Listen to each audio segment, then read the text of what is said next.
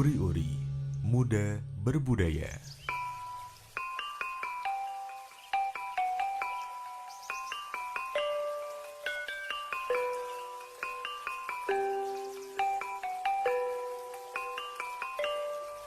Selamat datang di Nguri-uri Muda Berbudaya, program yang akan menghadirkan tentang budaya Jawa, membahas dan juga mengupas tuntas budaya Jawa bersama dengan saya Halwa Kalisa saat ini. Dan pada hari ini kita sudah bersama dengan satu sosok wanita cantik. Biasanya dipanggilnya Mbak Rahma. Selamat datang Mbak Rahma. Ya, selamat datang Mbak Halwa. Oke, kabarnya gimana Mbak? Alhamdulillah sehat. Sehat. Oke, Mbak Rahma asalnya dari mana Mbak? Kalau asalnya Jogja aja sih Mbak. Oh, Jogja. Alamatnya di Tegal Kenongo, Tirto Nirmolo Kasihan, Bantul. Oke, Bantul Pride ya. Oke Mbak Rahma, kita hari ini bakalan bahas tentang wayang nih Mbak. Dari banyaknya program yang berhubungan dengan budaya, apalagi di Jawa. Jawa itu kan keren banget ya Mbak ya, unik-unik juga. Betul. Banyak banget ragamnya budayanya ya Betul. kan. Ada tari-tarian, ada musik juga. Hari ini kita bakalan bahas wayang Mbak. Oke. Karena teman-teman, Mbak Rahma ini adalah dalang ya kan Mbak Iya, ya? dalang sebutannya. Nah, aku nih penasaran banget Mbak. Aku baru hari ini lihat ada dalang wanita. Kenapa sih Mbak Rahma mau menekuni bidang wayang apalagi menjadi dalang Mbak? Oke, sebenarnya mungkin karena keturunan kali ya Mbak. Karena kebetulan keluarga saya itu keluarga seniman. Dari keluarga bapak itu kebetulan kakek saya almarhum itu adalah seorang seniman ketoprak atau apa ya namanya, teater Jawa mungkin ya, kalau ada yang nggak tahu ketoprak, bukan makanan ketoprak ya. Oh bukan. Tapi kesenian ketoprak. Nah, kebetulan nenek saya juga pemain ketoprak.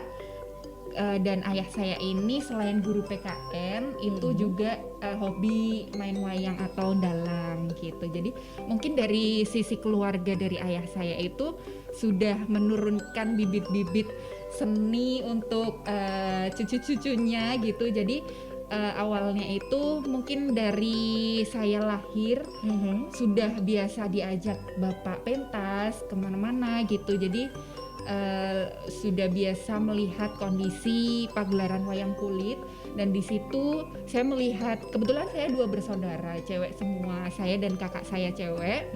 Itu biasa kita satu keluarga ikut kalau bapak ada job dalang.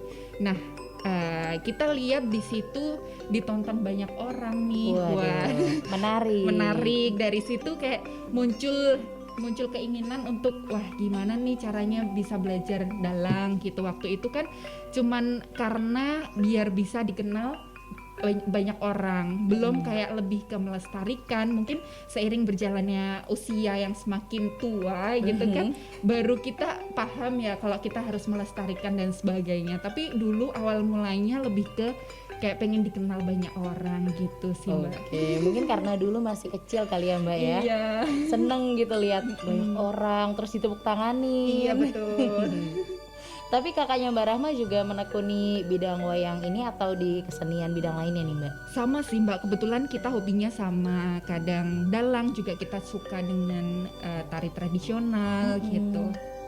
Oke, tapi Mbak Rahma ada sekolah khusus buat belajar seni atau belajar tentang wayang nggak sih Mbak? Sebetulnya kalau di Jogja sendiri ada beberapa sekolah seni kayak misal ini yang institusi atau sekolah yang resmi itu bisa di SMKI atau bisa nanti di ISI Yogyakarta. Kalau misalnya yang non resmi kayak swasta gitu mungkin ada di keraton itu namanya Habirando. Itu dulu bapak juga sekolahnya lewat Habirando itu sih Mbak. Oke, tapi kalau sekolah di Habirando itu umum boleh ikut nggak Mbak? Umum kayaknya boleh sih Mbak, tapi kebetulan saya sendiri itu belajarnya tidak di sekolahan tapi di rumah sama bapak sendiri. Privilege ya. Iya, jadi mau tanya apapun kapanpun langsung dijawab saat itu juga. Iya, soalnya juga kan ini ya sebagai pelaku Iya, sebagai betul. dalang juga kan bapak ya. Nah, aku juga penasaran nih Mbak, sebenarnya dalang wayang yang wanita itu banyak nggak sih Mbak di Jogja ini? seiring berjalannya waktu itu setahu saya sudah muncul beberapa dalang wanita.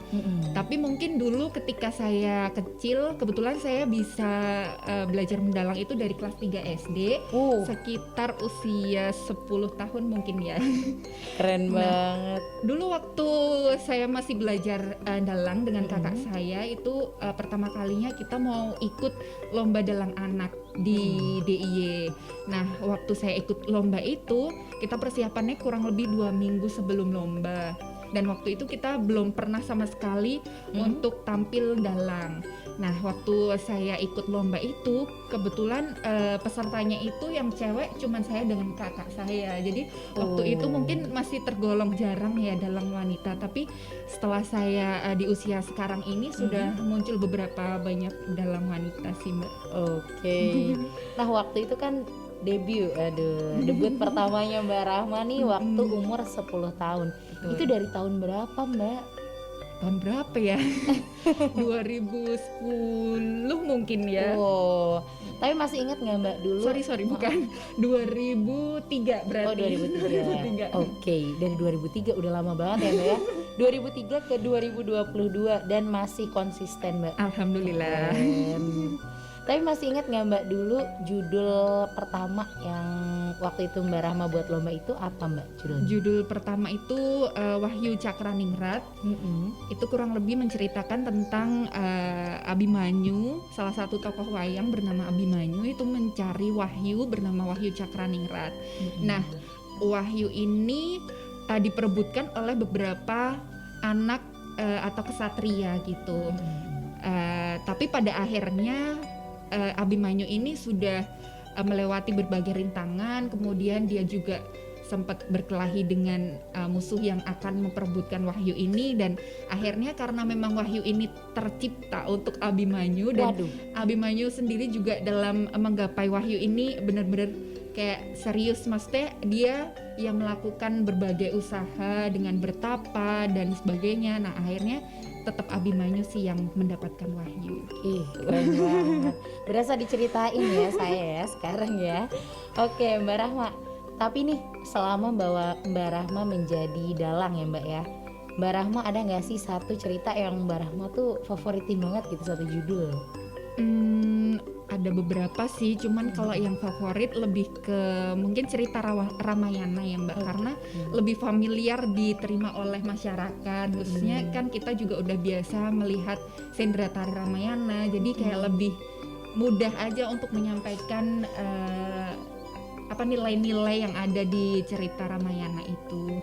Nah tadi nih Mbak, kalau kita flashback tadi kan Mbak Rahma bilang kalau dulu waktu kecil tuh suka menjadi dalang karena pengen dikenal banyak orang, seneng gitu ya Mbak ya ditonton banyak orang. Kalau sekarang nih Mbak, orientasinya apa Mbak menjadi dalang? Kalau sekarang selain mungkin wanita itu kan biasanya dipandang kalau misalnya dalang kan identik dengan laki-laki. Nah, di sini kami atau saya sendiri pribadi sebagai seorang wanita ingin membuktikan ke masyarakat kalau memang wanita tuh bisa, perempuan tuh bisa juga mengerjakan apa yang dikerjakan laki-laki. Dan di sisi lain juga untuk melestarikan budaya, kemudian menjaga agar budaya kita tidak sampai diambil oleh orang luar.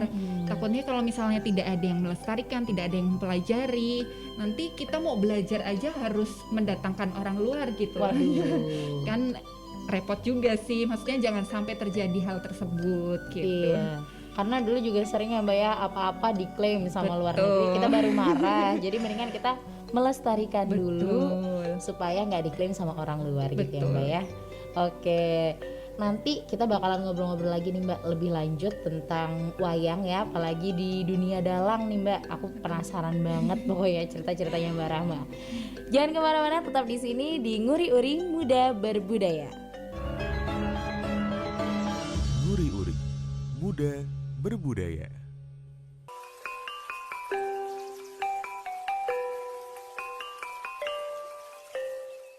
Selamat datang kembali di Nguri-Nguri Muda Berbudaya. Nah, tentunya masih bersama dengan Halwa dan juga bersama dengan Mbak Rahma. Mbak Rahma masih semangat kan ya? Masih kita semangat ngobrolnya? dong. Oke, Mbak, aku penasaran banget. Waktu pertama kali Mbak Rahma debut main wayang menjadi dalang gitu ya, Mbak ya. Waktu itu judulnya kan tadi udah dikasih tahu nih, Mbak. Wahyu Cakraningrat.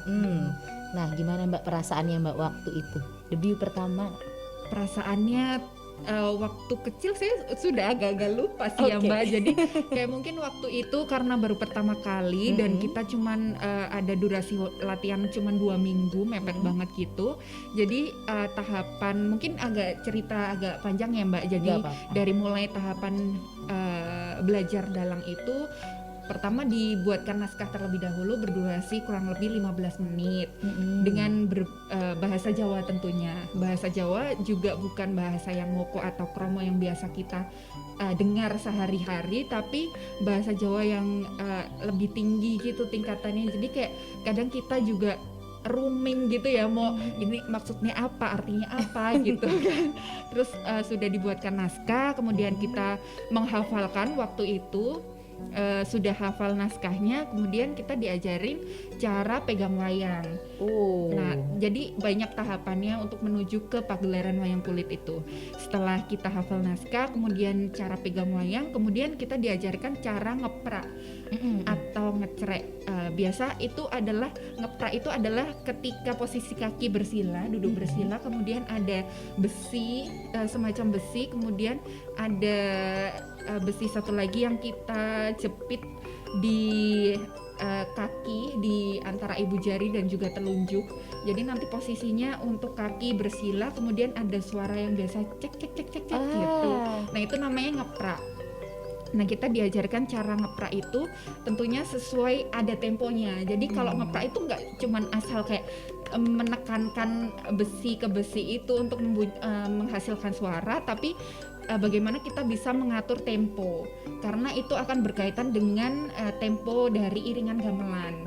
Jadi ketika kita ngepraknya itu temponya cepat, nanti akan gamelan itu akan menyesuaikan untuk temponya juga ikut cepat. Kalau kita ngepraknya lambat, ya dia akan menyesuaikan dengan tempo yang kita buat gitu.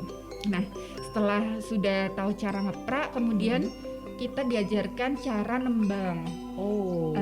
Mungkin ada beberapa jenis sih, kayak ada sulo, ada nembang dan sebagainya. Nah, kita diajarkan untuk tahu notasi-notasinya.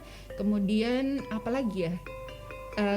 Semua itu sudah kita pelajari satu persatu, kemudian digabungkanlah jadi satu gitu. Dari mulai pembukaan kita dodok kotak dulu.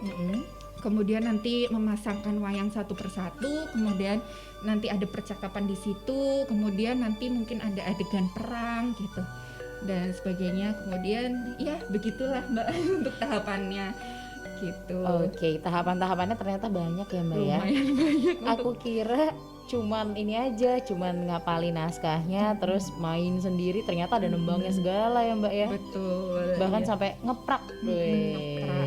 Tadi mungkin belum terjawab ya Mbak, kayak Apa tuh? perasaan pertama untuk menampilkan wayang itu sendiri.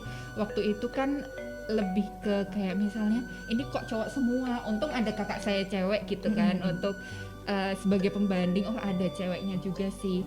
Terus kayak baru latihan 2 minggu juga, jadi rasanya kayak ya deg-degan, takut ada yang lupa karena di situ kan kita nggak bawa teks di depan ya Mbak, jadi kayak semuanya hafalan semua, takut ada yang lupa atau misal salah nada gitu. Jadi lebih ke ketakutan karena mungkin persiapan yang terlalu singkat itu sih Mbak. 2 minggu ya Mbak 2 ya. minggu. 2 minggu cukup. Oke Mbak. Nah, kalau misalnya menjadi dalang kan pastinya yang harus diperhatikan banget itu suara ya Mbak ya. Suaranya tuh belajarnya gimana Mbak? Gimana ya?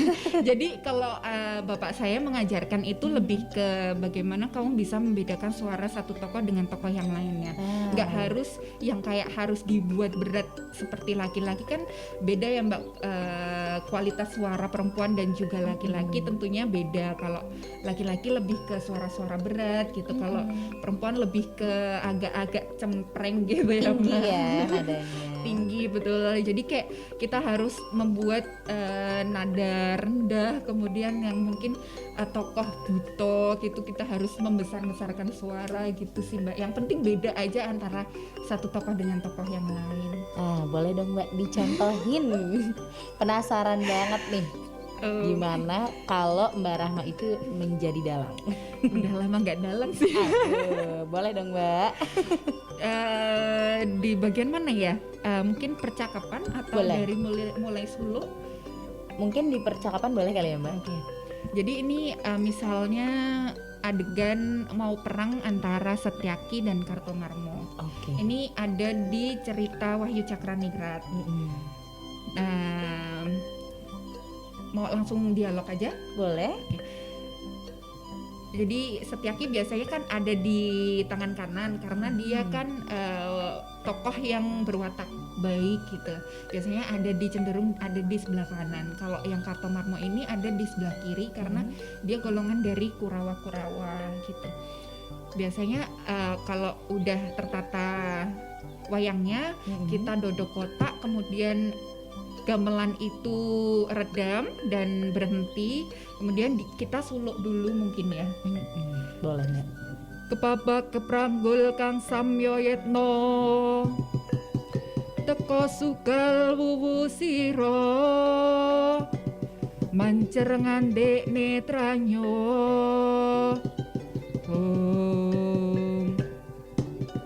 ora samar paduluku iki Kakang Kartomarmo.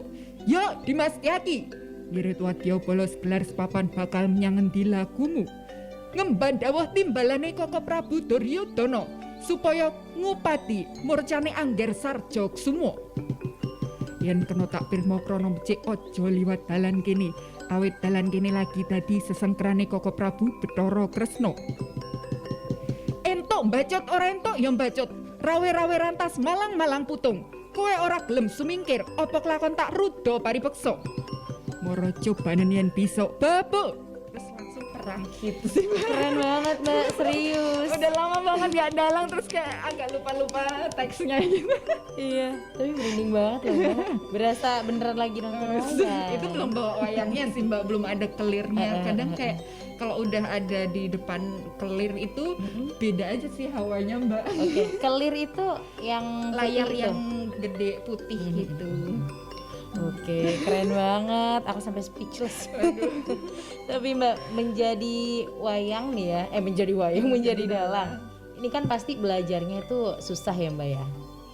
Iya nggak sih? Butuh proses. Iya butuh proses. Lama. Iya. Nah, berapa lama tuh Mbak bisa hafal naskah yang kayak tadi gitu Mbak?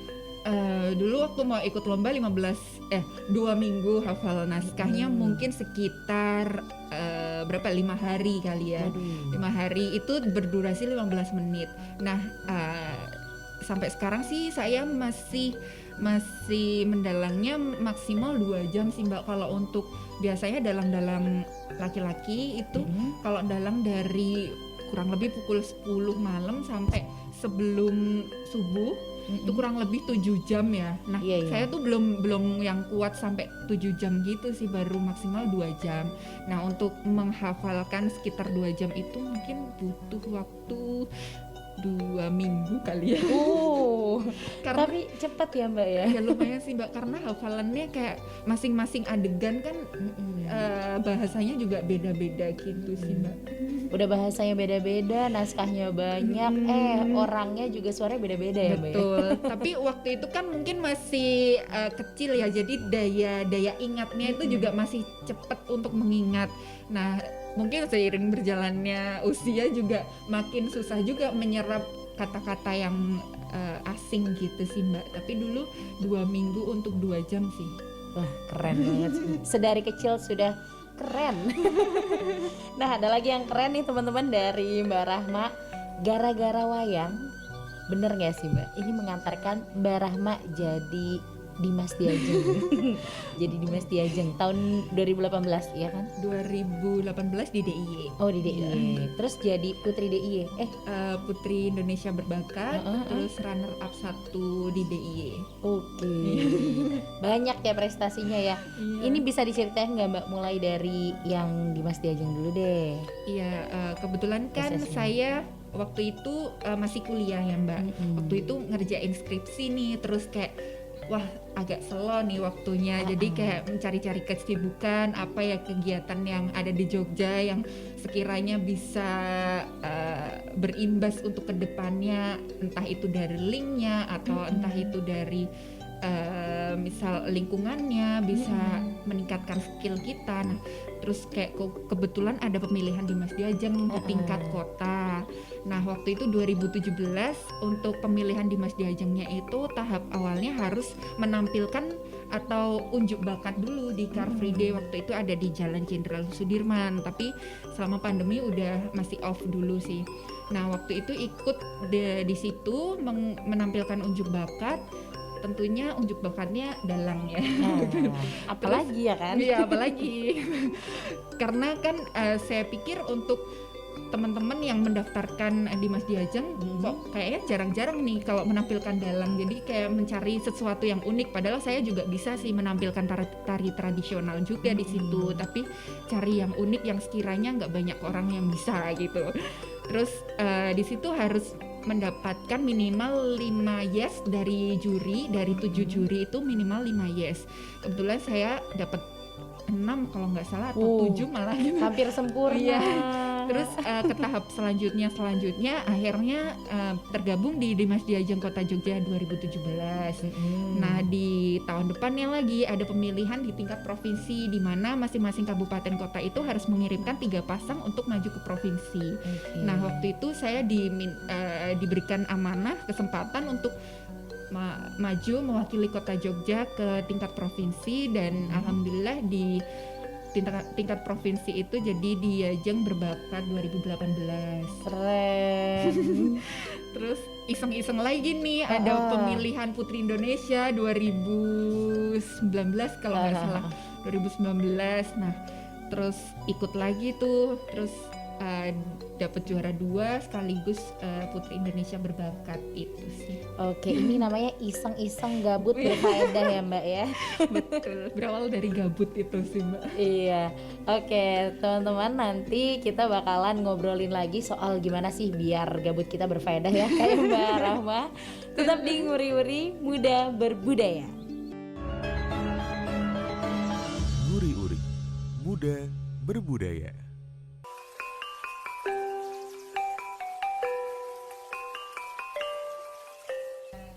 Selamat datang kembali di Nguri-Uri Muda Berbudaya. Masih bersama Halwa Kalisa dan juga Mbak Rizky Rahma. Oke. Mbak, semangat banget nih Mbak kita hari ini ya ngobrolnya. Apalagi soal wayang. Nah, wayang ini kan banyak macamnya ya Mbak ya. Mbak Rahma sendiri asal usul wayang Mbak, yang Mbak Rahma tahu itu kayak gimana sih Mbak?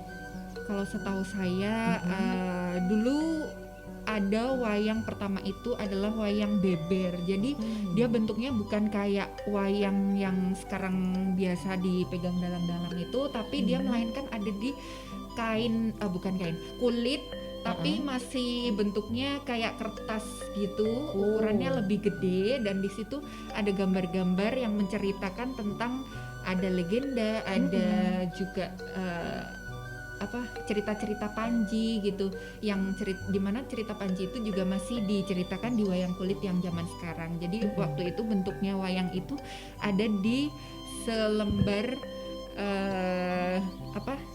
kulit, tapi di situ lebih ke menceritakan, jadi gambarnya lebih banyak gitu, berbentuk gambar yang ada di selembaran itu. Nah kemudian seiring berjalannya waktu, wayang itu jadi yang setengah kulit, tapi dia sudah ada tangkainya, ada tangkainya dari kayu, kemudian nanti beralih juga ke sampai dengan wayang yang sekarang itu wayang kulit sudah berbentuk, sudah terlihat bentuknya, jadi ada tokoh-tokohnya juga, dan ada tangkainya itu juga dari tanduk kerbau gitu. Oke, Mbak, setahu aku nih Mbak ya, kan wayang itu banyak banget ragamnya. Kalau di Cirebon nih Mbak, aku taunya ada wayang golek, terus banyak kan ya macamnya Mbak. Kalau di Jogja sendiri itu tuh jenisnya wayang apa tuh Mbak? ada beberapa juga di Oh. Jogja juga ada wayang golek. Jadi wayang golek lebih ke kayak bentuk boneka gitu. Jadi 3 dimensi, kayak bentuk patung gitu yang diberi tangkai. Bukan diberi tangkai tapi melainkan nanti di situ ada lubang yang dimana bisa digerakkan oleh dalangnya sendiri. Selain wayang golek juga wayang kulit. Kemudian masih ada sih beberapa wayang beber di daerah Bantul. Saya pernah datang ke Museum Wayang Sekartaji. Di sana ada koleksi-koleksi wayang beber. Jadi mungkin dari teman-teman kalau penasaran nih bentuk wayang beber seperti apa, bisa berkunjung ke Museum Wayang Sekartaji. Waduh, di mana tuh Mbak Museum Wayang Sekartaji? Di daerah mana ya, Bambang Lipuro kali ya itu masuknya. Bisa tuh nanti dicari di maps ya Mbak ya, buat ini sih liburan murah meriah dan Betul. bermanfaat. Betul. Oke, Mbak, wayang ini kan aset gitu ya, aset seni Indonesia. Nah, menurut Mbak Rahma sendiri fungsinya wayang tuh apalagi sih Mbak selain aset seni Indonesia gitu? Jadi kalau setahu saya wayang zaman dulu digunakan oleh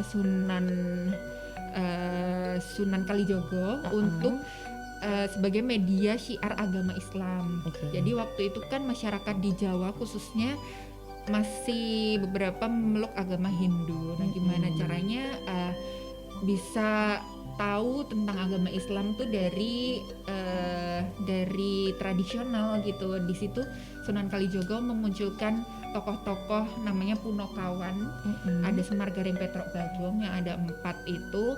Di situ kan lebih ke Sunan Kalijogo memberikan nilai-nilai atau pelajaran tentang Islam, dan khususnya di Jawa kan masih antusias gitu ya masyarakatnya terkait dengan adanya kesenian, khususnya kesenian wayang. Jadi masih banyak yang datang untuk nonton. Nah, di situ kesempatannya untuk syiar agama Islam tadi sih. Kalau zaman dulu digunakan untuk syiar agama. Nah, kalau sekarang lebih ke masih bisa juga untuk memberikan edukasi ataupun informasi ke masyarakat.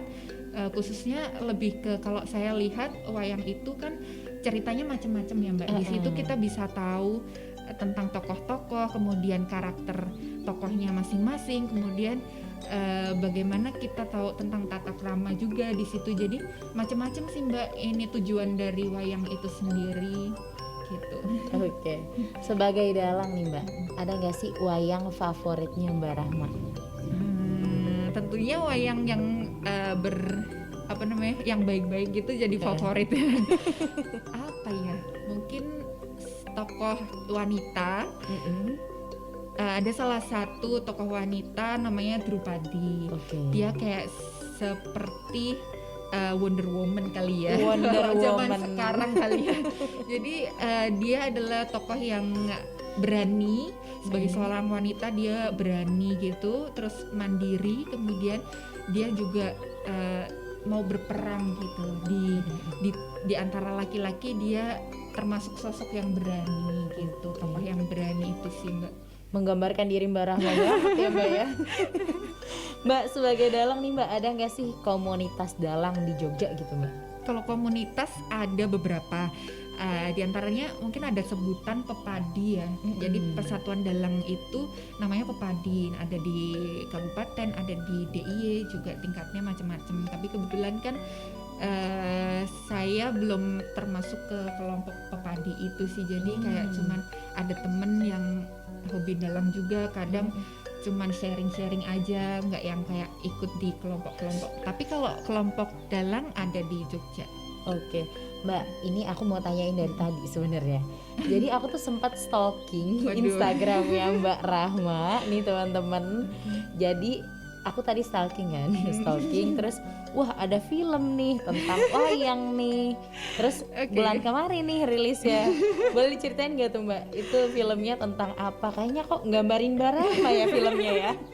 Iya, jadi waktu itu nggak sengaja ibu dari teman saya, teman SMA itu kebetulan seneng di dunia teater. Kemudian iseng-iseng tuh ibunya pengen bikin film pertama kali. Nah, terinspirasilah mungkin dengan kan mungkin teman saya juga suka cerita kalau punya teman dalam wanita mungkin ya kali. Terus kebetulan saya juga kenal baik dengan ibunya, pernah ke rumahnya, jadi mungkin ada sedikit cerita yang akhirnya ibu teman saya ini membuat film pendek berjudul Kerudung Teruntung Sang Dalang gitu. Ceritanya singkatnya Mbak, itu tentang apa tuh Mbak? Spoiler. Jadi di situ menceritakan keluarga di mana anak tunggalnya yaitu anak perempuan seneng dengan kesenian, khususnya wayang kulit.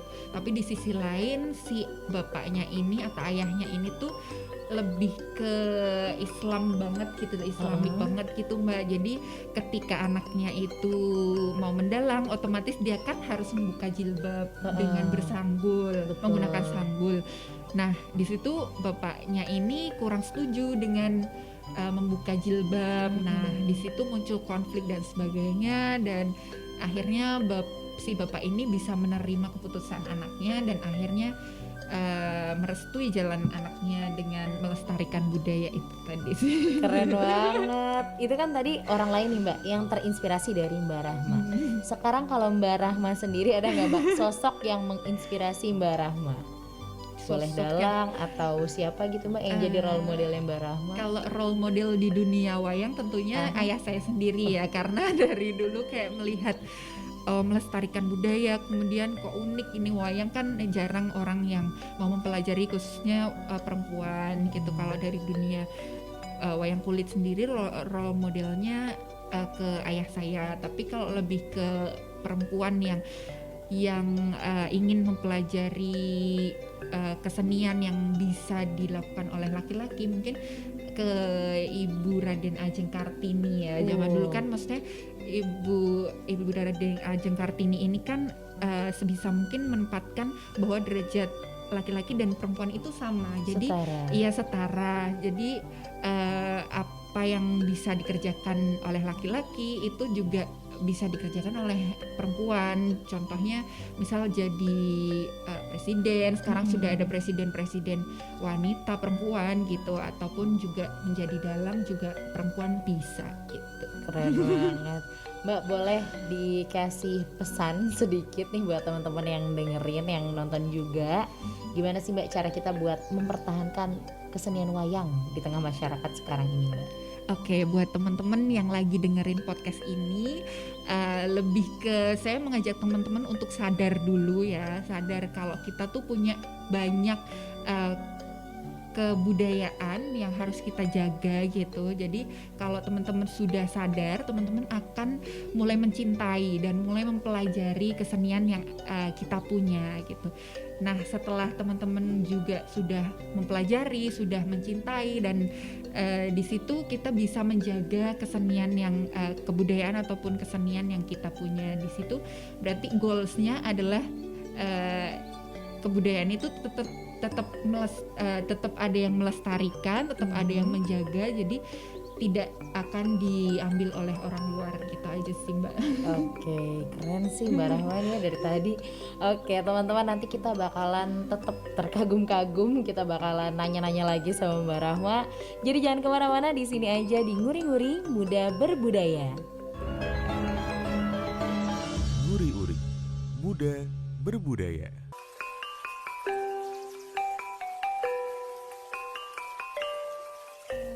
Masih di Nguri-Uri Muda Berbudaya, dan tentunya masih sama Mbak Rizky Rahma. Mbak, selain dunia wayang, Mbak Rahma ini menekuni bidang kesenian apa lagi sih Mbak? Kalau tertariknya ada di seni tari tradisional, kemudian di seni ketoprak juga kadang-kadang, itu sih Mbak, selain dari wayang kulit. Oke, tapi yang ditekuni banget sekarang nih Mbak, kan tadi Mbak Rahma sempat spill, sekarang udah jarang ngedalang gitu ya Mbak ya. Sekarang yang lagi ditekuni banget apa tuh Mbak? Apa ya, bukan di kesenian sih Mbak. Oke, berarti lagi menekuni apa Mbak? Lagi menekuni dunia public speaking kali ya. Oh, penting sih emang ya Mbak ya. Tapi ini Mbak, kan anak muda zaman sekarang ya, itu nggak cuma soal wayang aja nih Mbak. Kalau soal melestarikan budaya gitu, kayaknya kurang gitu ya sekarang ya. Ada nggak sih Mbak tips and trick atau pesan-pesan deh Mbak buat teman-teman yang dengerin nih, buat Sobat Ista yang dengerin supaya bisa melestarikan kebudayaan Indonesia? Iya, buat sobat Sobat Ista. Oke.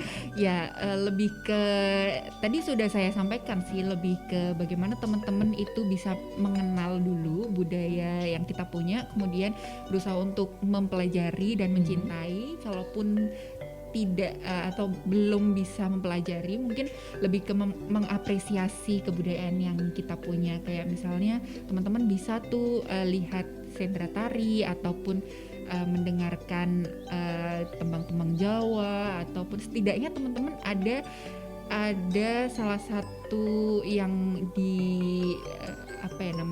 yang diambil gitu loh, setidaknya entah itu dari melihat ataupun mendengarkan salah satu dari kebudayaan yang kita punya gitu sih Mbak. Oke, itu kan kebudayaan yang umum nih Mbak. Nah, sekarang gimana Mbak supaya kita semua, nggak cuma anak-anak muda aja sih, tapi juga sampai semua generasi gitu bisa melestarikan budaya Jawa gitu Mbak? Kalau budaya Jawa karena banyak ya Mbak, ada tarian, ada wayang kulit, ada ketoprak, juga ada gamelan gitu, ada tembang-tembang Jawa. Nah, mungkin teman-teman bisa ada ketertarikan dari salah satu kesenian yang ada di Jawa, dan teman-teman bisa, mungkin ada teman-teman yang hobi nyanyi. Nah, di hobi nyanyi ini bisa tuh teman-teman ambil salah satu atau beberapa lagu Jawa yang bisa teman-teman aransemen ulang yang bisa diterima oleh anak-anak muda, lebih bisa diterima, itu bisa dilakukan. Ataupun teman-teman suka nih melihat tari-tarian Korea gitu kadang. Nah, kapan-kapan itu ada sedikit waktu yang teman-teman gunakan untuk melihat kesenian ataupun tarian yang ada di Jogja. Khususnya teman-teman bisa datang tuh, ada di Museum Sono Budoyo, ada beberapa jadwal tarian tradisional di sana, ataupun ada di Ramayana, Balet gitu, ada di Purwowisata gitu. Di situ tergantung ketertarikan teman-teman sih, jadi disesuaikan aja gitu. Berarti nggak usah berantem ya habis ini ya. Takutnya tuh ada yang berantem Mbak gara-gara ih kamu nih sukanya K-pop nggak melestarikan budaya banget sih orangnya gitu. Ternyata bisa ya Mbak ya, sambil suka K-pop sembari kita suka budaya Jawa juga, disesuaikan aja. Disesuaikan gitu. Mungkin kalau yang suka dance cover mungkin bisa kali ya Mbak ya, diselipkan tarian gerakan-gerakan tari tradisional mungkin gitu. Seru kok, seru teman-teman untuk mempelajari kebudayaan kita tuh seru ya Mbak ya. Tapi waktu Mbak Rahma sendiri, waktu Mbak Rahma sekolah nih Mbak, dari waktu umur 10 tahun yang Mbak Rahma udah debut menjadi dalang wanita gitu, dalang cilik juga ya Mbak ya berarti dulu. Iya. Nah, itu teman-teman Mbak Rahma ini nggak sih Mbak sepemikiran sama Mbak Rahma gitu nggak sih? Banyak nggak sih yang pingin melestarikan budaya Jawa gitu? Kalau untuk tanggapan dari teman-teman ataupun keluarga itu lebih ke mendukung sih Mbak, karena ya teman-teman di lingkungan saya kebetulan tahu, maksudnya paham kalau kita harus melestarikan budaya. Jadi ketika saya juga suka atau menekuni di dunia wayang kulit ini, ya mendukung aja sih. Sejauh ini belum ada kayak omongan negatif tentang saya yang bisa dalang gitu, belum ada gitu. Oke, berarti waktu Mbak Rahma kecil nggak ada tuh ya Mbak yang ngebully, ih kok mainannya kayak orang tua sih, soalnya kan dulu yang mendalang itu kan anak kecil jarang ya Mbak ya. Nggak ada ya Mbak ya, berarti semuanya tuh mensupport Mbak Rahma dari semua lini berarti ya Mbak? Betul, sejauh ini support sih Mbak. Kayak beberapa kali sebelum pandemi kemarin saya diundang juga untuk mengisi webinar ataupun talk show ringan gitu. Ya, talk show ringan. Waktu itu untuk talk show ringannya itu kebetulan audiensnya dari anak-anak SD dari Jakarta yang tur ke Jogja.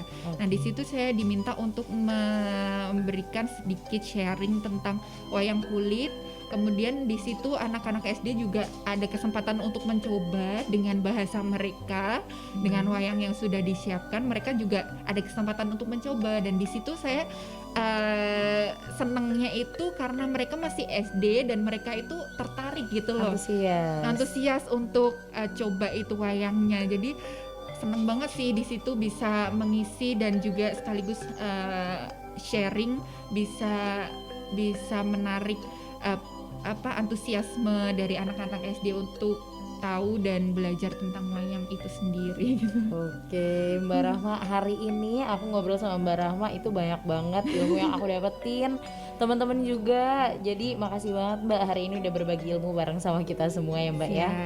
Sehat terus Mbak Rahma. Iya, terima kasih sekali Mbak Halwa sudah dikasih kesempatan untuk sharing bareng teman-teman juga. Iya, terus semangat ya Mbak ya untuk melestarikan budaya Jawa khususnya ya Mbak ya. Oke teman-teman, ini ilmu yang kita dapatkan dari Mbak Rahma hari ini udah keren banget, udah cukup banget dan sangat menginspirasi tentunya, supaya kita juga bisa gitu ya turut melestarikan kebudayaan yang kita miliki di Indonesia ini, apalagi khususnya kalau hari ini kita ngobrolinnya kebudayaan Jawa nih teman-teman. Dan makasih banget udah stay tune terus di Nguri Uri, dan jangan lupa untuk tontonin terus sampai habis karena ilmunya keren banget. Tentunya di Nguri Uri Muda dan Berbudaya. Saya Halwa pamit. Dan saya Rizky Rahma pamit. Dan sampai jumpa teman-teman.